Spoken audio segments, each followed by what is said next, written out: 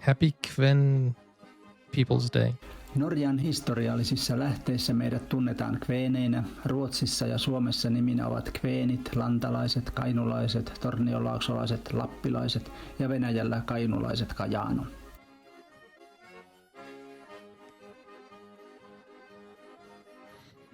Guys, if you can't read, I'll try to make a bigger subtitles, but I hope it doesn't get blocked.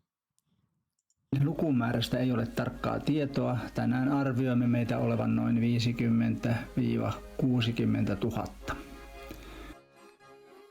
50 to 60,000.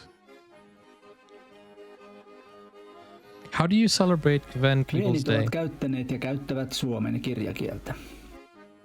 Oh, they use Finnish. Kveenikulttuurin perusta on suomalais-ugrilainen, mutta se on